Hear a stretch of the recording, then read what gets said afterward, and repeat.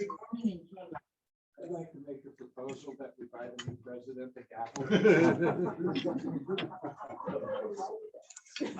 Seems appropriate somehow. I think there's another gavel in that closet, so I'll go with it. So don't do anything right now. So can those of you online hear me? Wave if you can hear me. Wave if you can hear me.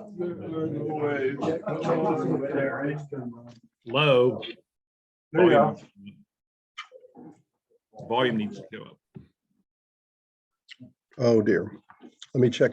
Is there a I can hear Rick very clearly. It's what? Oh. So can you hear me? No, the microphone was, Can you hear me?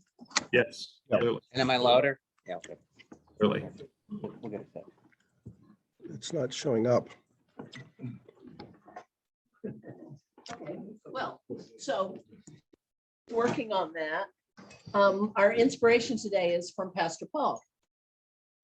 Thanks, Sally. We can hear you now. That worked very clearly. I was struck, of course, there is a lot of conversation right now on a whole range of issues, but one thing that is attracting attention is that this week marks the 50th anniversary of the break-in at the Watergate complex that launched that scandal back in the 1970s. And among some of the media coverage of that historic event was a reference by one prominent journalist who noted what unfolded in the aftermath of the Watergate scandal was a series of heroic acts of heroism by people in a variety of fields, ranging from the judiciary to the legislature, federal judiciary and Congress, and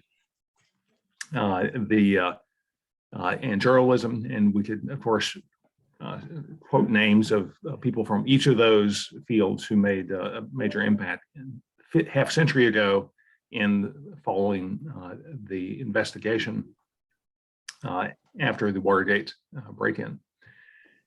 And this prominent journalist went on to note and to ask, so where are the heroes today?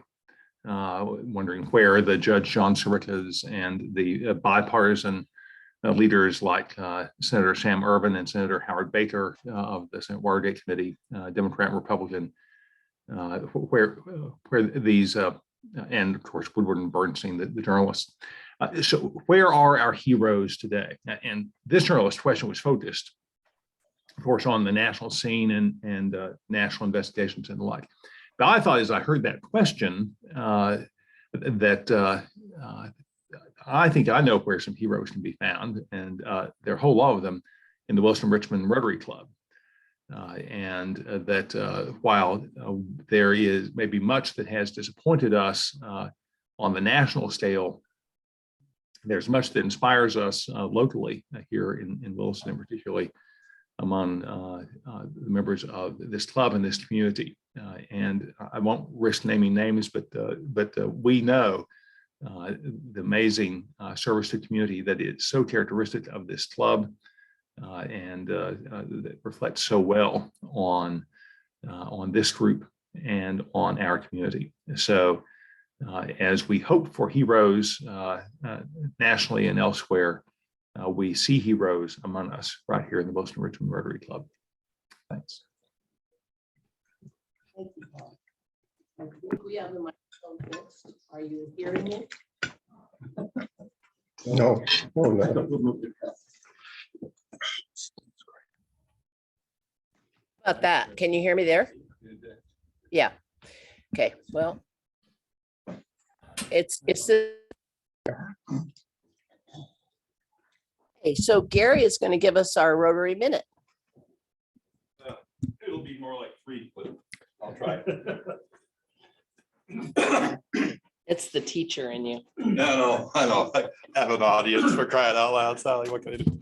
Okay, I've been asked to do the cog, and the cog usually is an interpretation of some part of Rotary and its history. this week, I have to do a little background. This week I went to Swift House for their 8th grade challenge. I got to watch, I don't know, 25 kids present their material. And I would argue a little bit with Pastor Paul. They are our heroes. These are 12-year-old kids that have bright eyes, look to the future, and are going to do great things. And I asked one of the teachers as we're having lunch, what was so hard about COVID and Swift House? And she had a very, very telling answer. Her answer was the academics that these kids missed.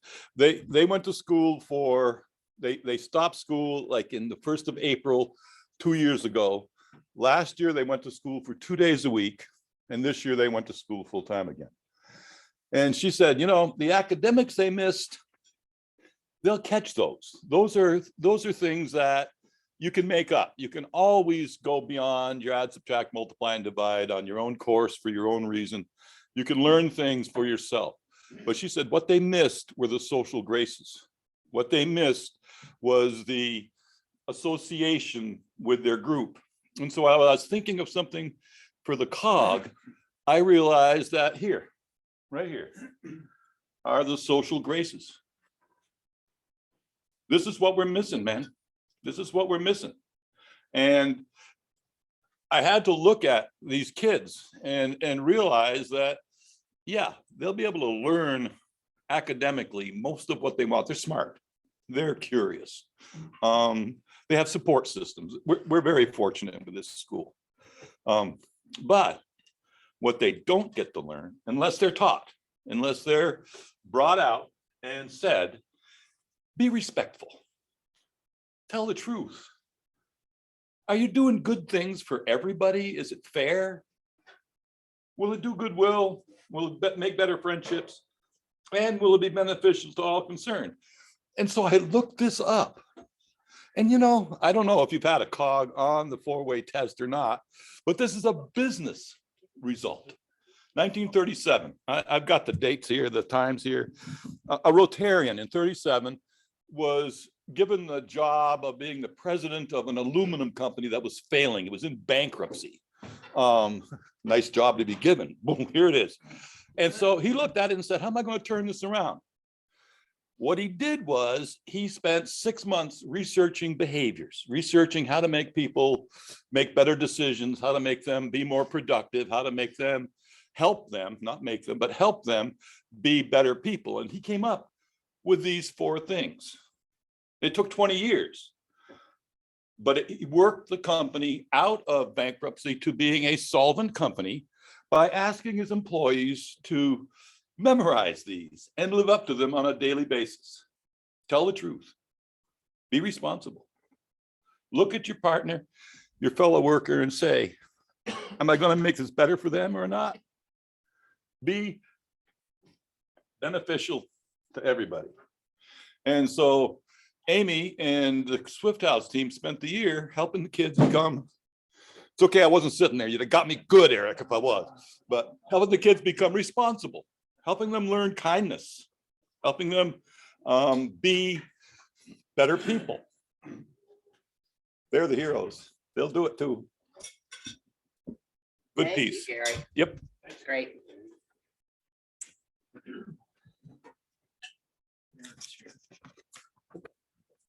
Hi, Erin. Thank you for coming. We're almost ready for you, so have a seat anywhere. We'll sit with Charlie. All right. So I just have a couple of business things to take care of. If I can do this without losing my microphone.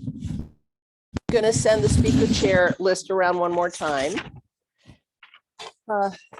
This means I'll lose my pen, but let's give it a shot, shall we? And Martin is gonna, you don't have a pen either. No, Of course you don't.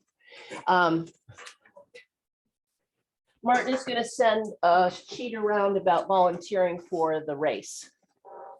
we need, in addition to the members of the committee that volunteering, we need somewhere around 10 to 12 additional people we sign up, I think.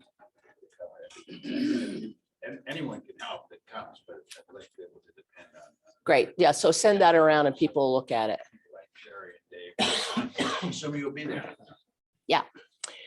This is a reminder to sign up for a bench. Walter and I have signed up for a bench, and we're going to make the rest of you look pretty bad because our bench is going to be really special. We'll tie dye it. You're not allowed to put sports names on them, are you? What? Sports names, Red Sox, Yankees. No. I don't think I'd go there. I can see some real competition. Somebody might set your bench on fire. I don't think I'd do that. Reminder that changeover is Thursday night, June 30th. There will be no meeting that day. I'm hoping, we're having a board meeting next week. I'm hoping that the club will pay part of the cost so that your charge per person will be not much, but we'll let you know next week. And we will also ask for a head count next week because the cook is going to need to know. So one more thing about July 4th, it looks like we're not going to have a hamburger stand this year. Unless somebody wants to take it over. Dave Mullen will be out of town. He was the king of the burger stand. And so you all can talk amongst yourselves. And if you really want to do it, it's going to take somebody to buy all the materials, somebody to organize the setup.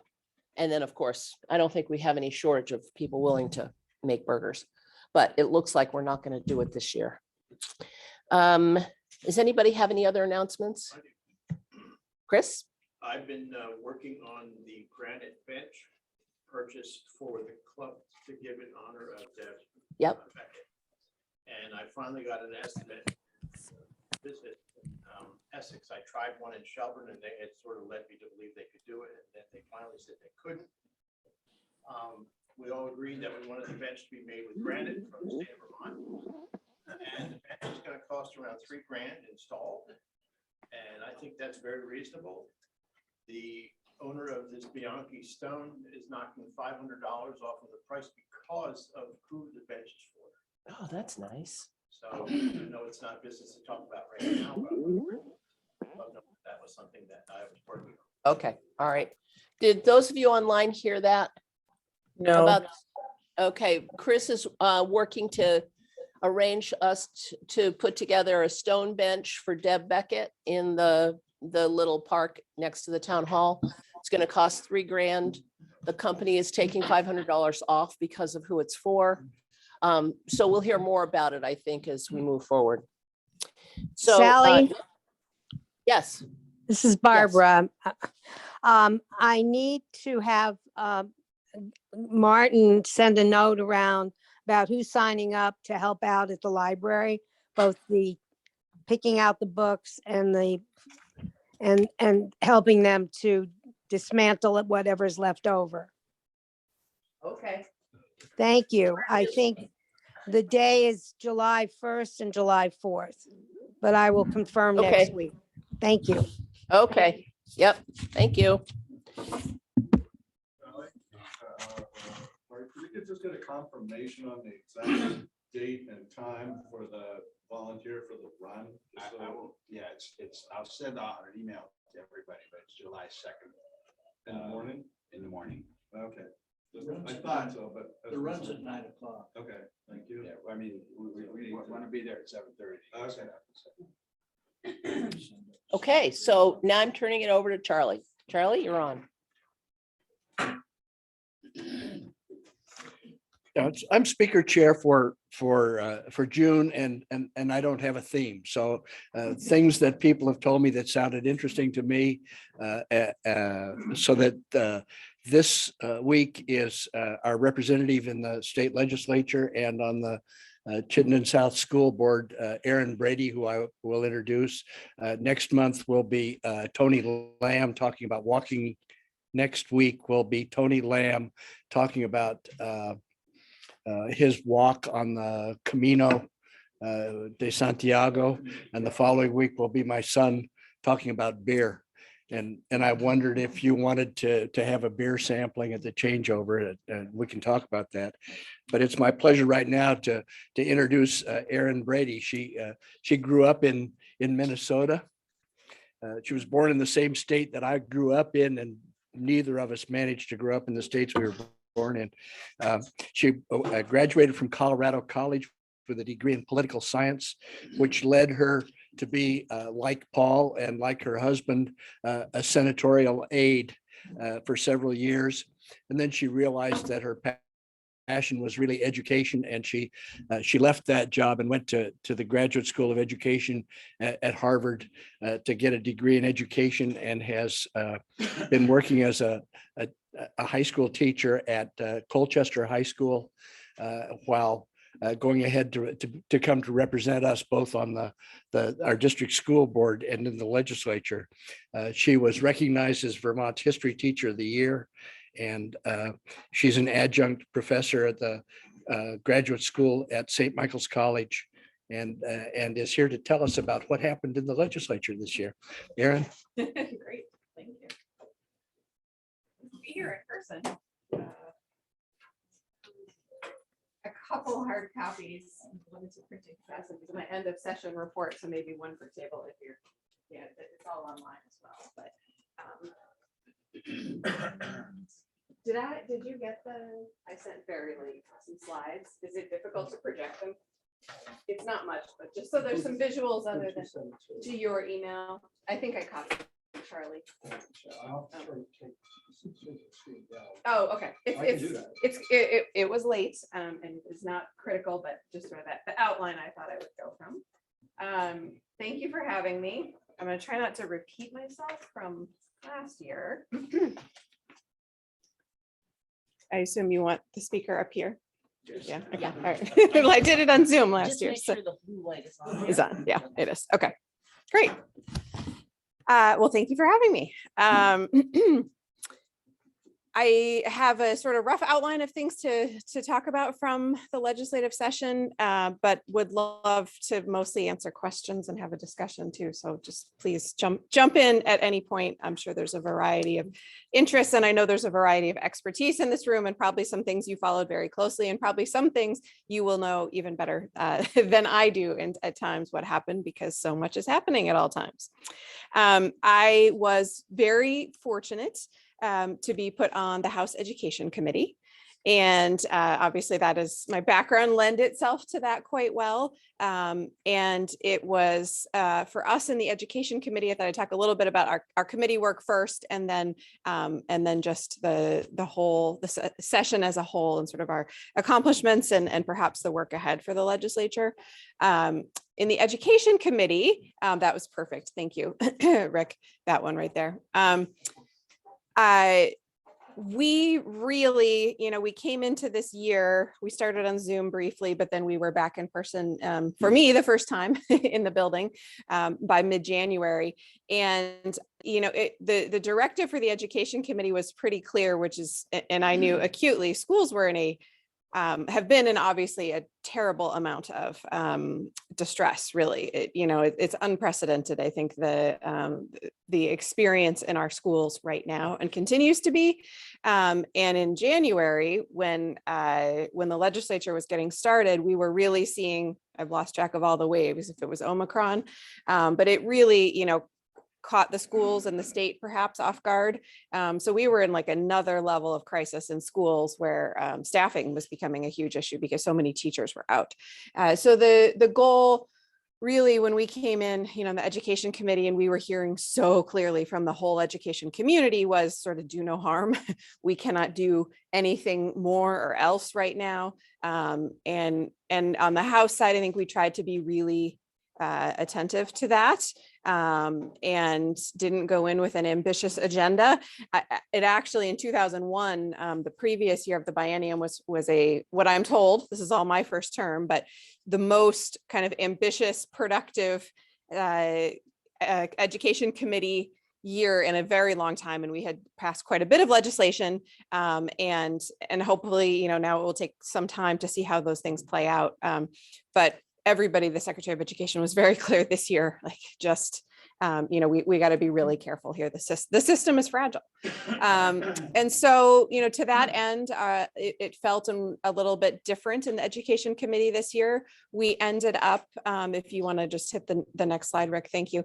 A few things that we sort of had to do, and then a few things that we were able to accomplish in the education committee, despite the challenges we have.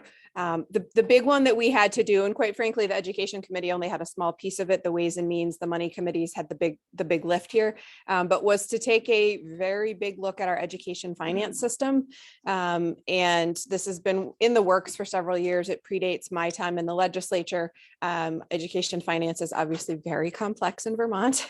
Despite years on the school board, I still have to really slow down to work through it myself. But there was a very thorough study committee that had worked over the previous year to really look at the system and say, are we putting our resources where there is the greatest need? And based on a very substantial study from the University of Vermont a few years prior to that, acknowledgement that some students cost more to educate for a variety of reasons, many of them being challenges that students bring to school, poverty being the largest in many ways, but also English language learners and students of color, some other populations. So we had to do some work on that. I think we came to a good place. Again, Ways and Means kind of did a lot of the heavy lifting because it is so finance related, but it will have big implications for our system. It will have implications certainly in Williston and in Richmond. We were able to do, I think one of the things I was most pleased that we worked on was higher education funding. We have to pass a budget every year, so we were going to deal with it. Again, predates my time, but the challenges facing the Vermont college system were enormous at the beginning of the pandemic. And I'm thankful the legislature, made the choice to try to right the ship and make investments. I am still learning a lot about our sort of historical relationship with public higher ed in this state. But I believe very firmly as a high school teacher that we need to invest more in our public higher education system. Probably one of my very biggest priorities is I've taught largely juniors and seniors for my 16 years. And I see far, far too many kids who kind of vaporize after graduation. They may go to part-time jobs in retail. And, we need people in the workforce as well, but students who don't go on to any credential. And that, over the long term has such an impact on their life and also obviously on us as a community. So I'm really just starting to get my feet wet around the whole landscape of higher ed. But I'm really interested in digging into it more. It was a bit interesting to see even within the legislature, some pretty different attitudes towards, in my opinion, the UVM system versus the Vermont State College system when it comes to funding. And so we were able to make, obviously the federal money helped, some historic investments and increase the amount of funding by about 10 million to each institution, as well as another 10 or 15 million. I got to look back at my list for the Vermont State Colleges and their transformation. But I think also just we had some really good discussions in the education committee. I was so thankful to Chair Webb of Shelburne. She's a really inclusive, welcoming. She really, allowed some of the new members to take on some responsibility this year. And we had some just really open conversations. I don't have a lot to compare it to, but I certainly heard from people who were either watching on Zoom or sometimes advocates that were there of just, wow, you're having, thoughtful, engaging, sometimes disagreeing, but conversations about the substance of the policy, which, especially around higher ed and kind of what it means when we make those choices. For me, that was one of the real highlights of our work in the education committee. We dealt with some thorny kind of things that exist out in the greater world that seep into our schools. Obviously, conversations about race and some of the kind of vitriol that exists out there is very present in our schools. And so we did do some legislation around mascots and school branding, and it comes very much out of some specific communities right now, but it could happen a lot of places. And then the piece, of course, that I am most excited, most proud of was universal school meals that we were able to accomplish and get through the education committee, get through the finance committees, get through, that was for me probably a case study kind of in legislation this year, and a great experience. I got to take a real leadership role on it, but it's not my bill. It's not my, it really does take a village to get something done. From what I've seen in Montpelier, the idea has existed for a long, long time. Advocates, Hunger Free Vermont have worked on it for a long time. A couple senators, Senator Pearson, have championed it for a long time. It had passed the Senate last year. It was kind of languishing. We were getting sort of poked and prodded. What about universal meals? And partially because we were really trying to not overwhelm the education system, we had a little more time to dig into it. And really, quite frankly, because Chair Webb was kind of open to members to pushing, to taking on more leadership within the committee. So I really kind of sunk my teeth into it. And I got pretty deep into the weeds of really understanding the whole federal system, the reimbursements, I had a sense certainly from being in schools and how it works, but just learned a lot about the technicalities of it. And then it was such a nice combination of kind of all parts of what goes into legislation, because we had a really strong advocacy effort. And obviously there's resources behind Hunger Free Vermont and some of the advocates that were really pushing it, but they just did a wonderful job of mobilizing school nutrition staff and professionals around the state to come in and just give their stories. And it was there were days we were in tears, some of the most compelling testimony we have heard in the education committee, just around the stigma that exists for some students around, a whole variety of antiquated systems, around a lot of oftentimes food staff sort of having to skirt the system to feed kids or to fill in gaps. And also a system that had just become so bureaucratic and about keeping track of things versus food and nutrition and wellness and togetherness. So the testimony was incredible. The advocacy work was incredible. The opportunity from the chair for myself to really dig in and kind of take it and run with it on the House side.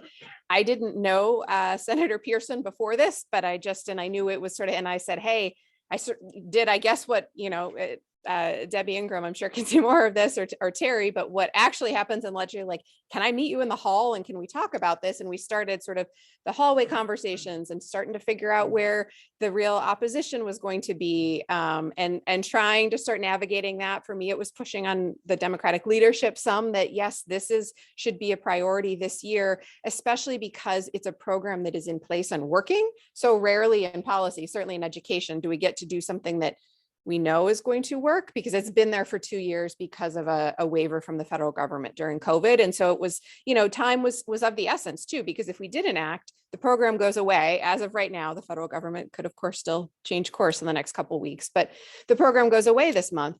And the ability for all schools to offer universal meals will go away. So schools need to be able to plan. They need to be able to know. For a lot of families, for young students, they've only known it as free meals. So it was going to be a real kind of shock to the system next year. So this was a really important year. And quite frankly, we had money. We have a lot of extra money in the education fund right now. Obviously, a lot of needs, a lot of discussion around what that should go towards.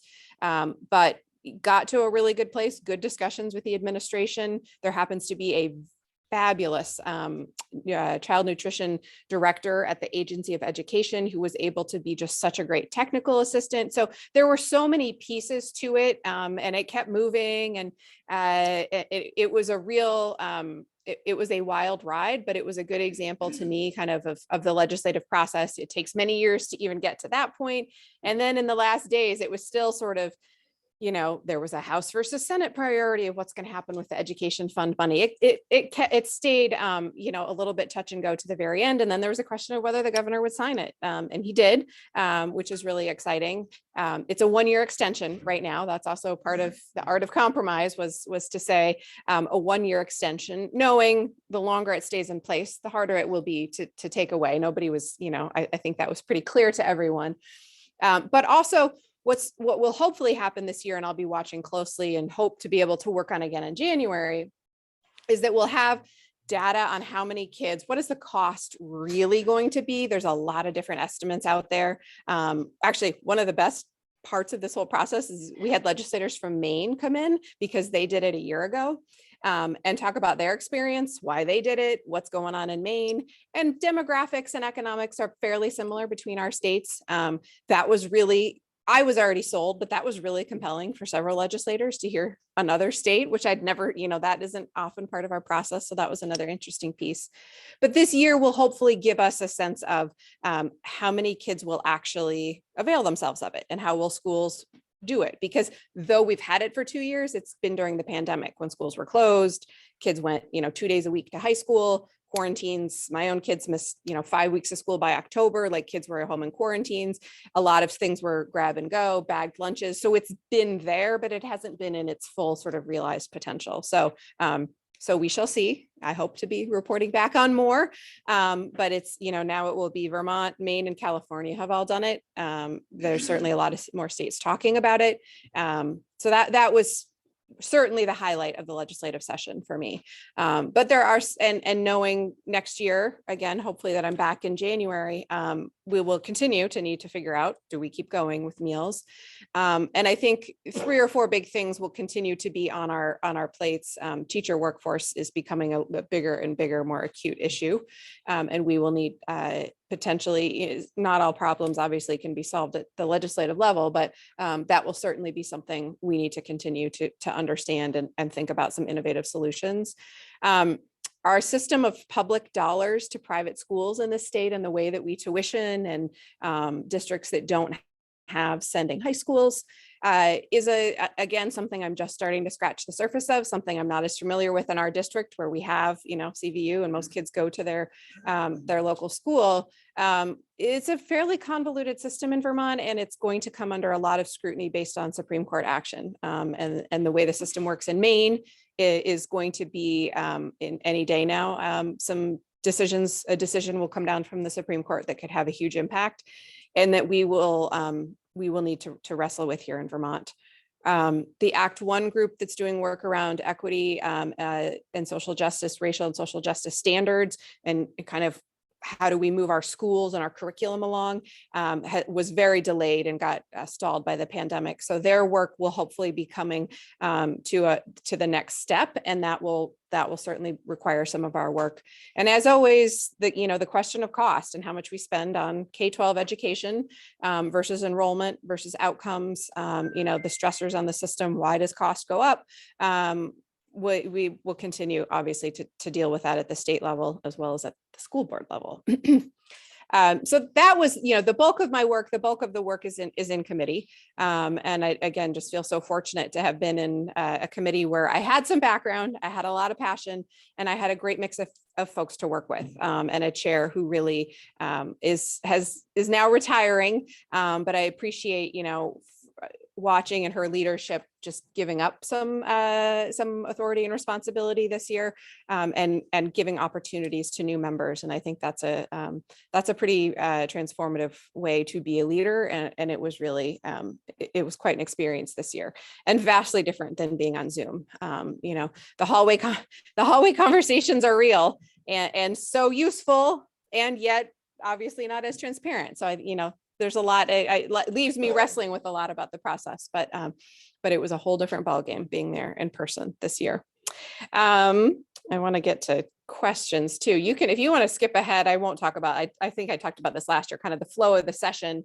In terms of, overall, not just the education committee where I was really focused, but as a legislature, as a state, the things for me, and the list would probably look different for different people, but for my priorities, for the things I hear from families in Williston, I think some of our biggest successes this year, and there's more about most of these in my end of session report, where there's a couple copies floating around.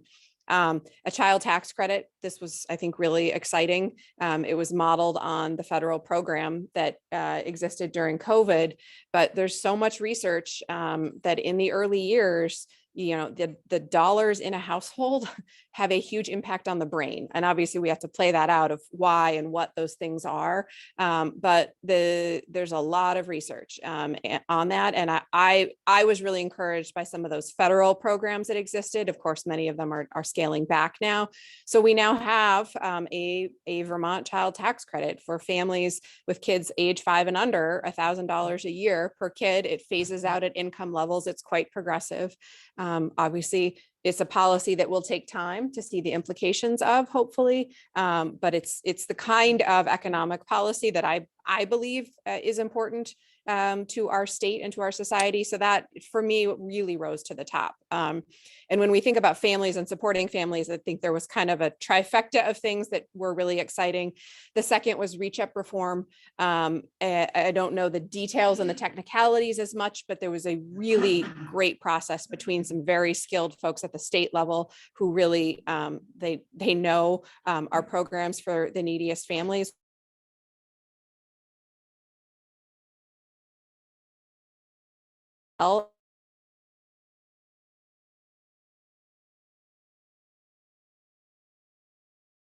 Barriers are, and a couple legislators, new legislative assistants, don't essentially knock them out of the ability to go to school, to do things that will actually, they have to be just sort of marking time in certain kinds of jobs or job searching rather than actually things that might help move their family into a better situation. So some pretty progressive reform there. And then again, universal meals, certainly very important for a lot of families. The threshold is quite low for who qualified. So there's, I think, both a need-based reason that it is exciting, and I think there's also a kind of social emotional stigma-based reason. So that sort of package to me was a really exciting pro-family, pro-kid trifecta of legislation. Again, as I said, I think our support for the Vermont State Colleges and a robust conversation about what do we value, what do we need out of our higher ed system, how does that merge with our workforce needs, what's our commitment to it, much to be done. 2 constitutional amendments. Again, that process predates me because it's a 4-year process, but walked into the end steps of that. And certainly some legislators were far more prescient than I would have been, but understanding the national landscape around women's healthcare and right to choice. And so, being able to move Proposition 5 now into the voters, and so that the voters will decide in November, do we want to enshrine reproductive liberty in our Constitution? I think was an incredibly important vote that we took this year. There was some really hard, good work on pension and reaching a compromise. The speaker certainly stuck her neck way out, trying to tackle pensions for teachers and public employees during the pandemic at a time when teachers were having sort of the hardest time in their entire career. And there was some, I think is still some hurt around that. But and I say as a teacher too, a process came together that of a really solid working group of people who worked really hard from all different aspects of this challenge to come to a compromise, and a compromise that nobody got everything, but a compromise that gives us a bit more financial security as a state. And it was pretty powerful to see a unanimous override across the entire House and Senate of the governor's veto of that. And to see that, when people really dig into hard policy work and come to a real negotiated kind of compromise, that we stand behind that as a legislature. So that I think that was really important. And then there are some huge buckets that I think we made progress on. We made huge investments in, and these will play out for many years. But there's a big asterisk because I think these are also, some of our most entrenched, intractable, commingled challenges. And time will tell how much the money helps. What are the other challenges? Many of this is also federal, childcare, housing, workforce, and climate are, some of the huge challenges we have as a state. And so those are, I put those sort of in the progress, but with an asterisk category. If you want to hit the next slide, Rick. Yeah. I have a quick question. Yeah. I heard that there were like 1,000 teaching jobs that are open throughout the state. And you're going to have kids sitting in classrooms, but you have to have a teacher for them. Yeah. It occurred to me that there are other people that maybe are from New York or Michigan or something like that, who are moving here, and they aren't going to be technically certified with Vermont.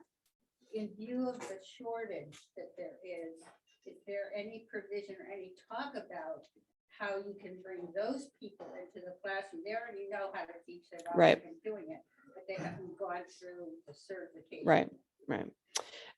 We do, I could give a sort of partial answer to that. We did a couple of things legislatively towards that this year that are one, allowing teachers to come out of retirement briefly and come back into the classroom without sort of upsetting the pension system and the benefits that they had been promised. So that's a very short-term stopgap solution, obviously, but one that came from a request from the field. And so we were able to pass that. We did pass, I'd have to look to find the exact number, to help pay for the licensing fees for teachers under, I think it's under 25 or 25 and under, because for some of our, newest teachers, it costs quite a bit to go through the state licensing process. And so trying to alleviate some of that burden. In terms of folks coming from other states to get licensed, there is a whole process. There is a process to become licensed in another state and a sort of portfolio certification process. So, one doesn't have to repeat the entirety of it. I'd have to dig a little more to know exactly how that system works. This is one where I think we've tried to really listen to, the NEA, listen to the Office of Professional Responsibility and the licensing part of the Agency of Education to hear what they need. So maybe we will need to make more shifts and changes. There were a few licensing things that happened in a bill to try to, in several fields, to try to make that sort of cross-border migration easier in the workforce level. I also know, schools have tools available too, in terms of allowing someone to teach and take a position if they're in the process of, they may not end up licensed until a certain point in the year or later in the year. They're in the process of becoming licensed through the state, and schools have, again, without a little more digging, I couldn't speak to the exact particulars of that, but they can do some provisional. There's some ways to do that, but it's not to say that we couldn't be more creative or progressive. There's been talked about like compacts and interstate, and can we have sort of reciprocity? And so possibly, that there may be a need to do more of that. Another question I Yeah. have is I heard that about 40 legislators are retiring. Yeah. And that's a huge amount. Huge. So you're talking about what it's been like for you for this year, the first year, and now you're gonna have 40 more people. Yes. With that expertise Yes. that are gone. Yes. What is the concern and how are you gonna manage that? It's, it was sort of like a slow drip through the spring of, oh, they're not coming back. And a lot of people hold, to the last minute too. So the numbers, the sheer numbers weren't there. And COVID also swept through the legislature like wildfire in the last month of the session. So many people were out. It hit me the very last day. I missed the last day of the session. And so, it was sort of again, kind of a slow drip to see just the magnitude of this.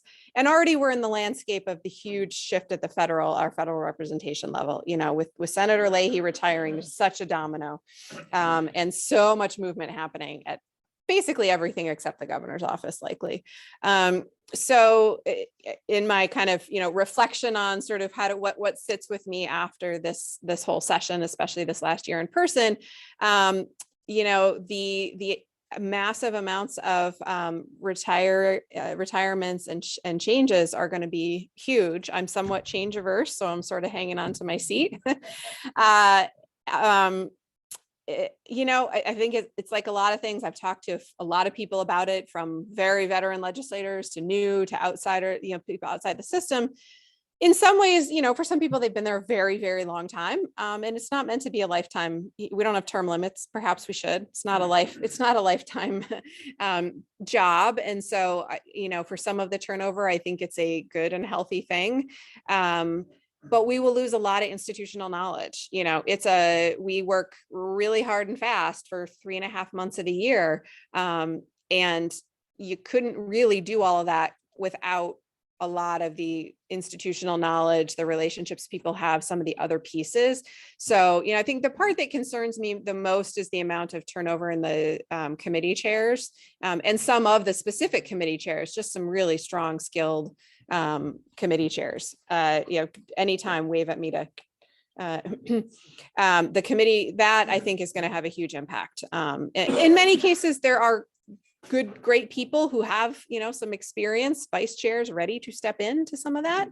It's going to all of a sudden make 2 years look like a veteran. So, like institutional knowledge takes on a little, so it's certainly going to be challenging. I mean, there are some, but there are also some really, skilled, strong people within that are not necessarily chairs now that will be stepping into that. They give me a lot of hope. I think, folks are still accessible. So it's also happening around the country too. I was reading an article yesterday about the massive turnover in state legislature. Like so many things, I said, one of our biggest things I'm sort of wrestling with is like, okay, what's the long term of COVID? Just one, how it's going to impact our day-to-day life, but there's been such huge workforce, like what jobs are never coming back and what people are never coming back to the workforce. And the legislature's in some ways just another part of that story. So, yeah, I want to give a quick nod in this picture here. My ride or die legislative buddy is the new representative from Richmond. And I know there might be a couple folks from Richmond here, but Jana Brown, we became carpool buddies. She's also on the education committee. We have different backgrounds, but really worked together a lot, leaned on each other. It was a central relationship to my sanity, my effectiveness, just my everything, and really enjoyed working with her and look forward to continuing to do so. So Thank you very much. Yeah.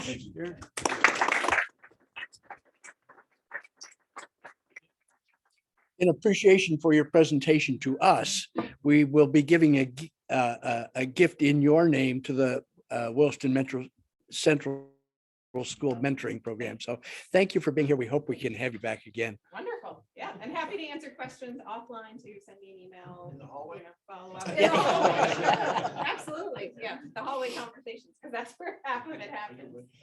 Yeah. So for those of you who were at the meeting over at Williston Central School, it now happens that the Brady family is one of the big sources of our speakers. And for that, we're very grateful. I'm sure he had more jokes. He did. Yeah, I know. Yeah, he was good. Yeah. He's a jokester. Yeah. And he's hard act to follow. So we have 15 minutes left and we have a guest appearance of a sergeant at arms today, Andy Michael. So get out your wallets. We're going to do fines, happy and sad fines. For those of you who are new to Rotary,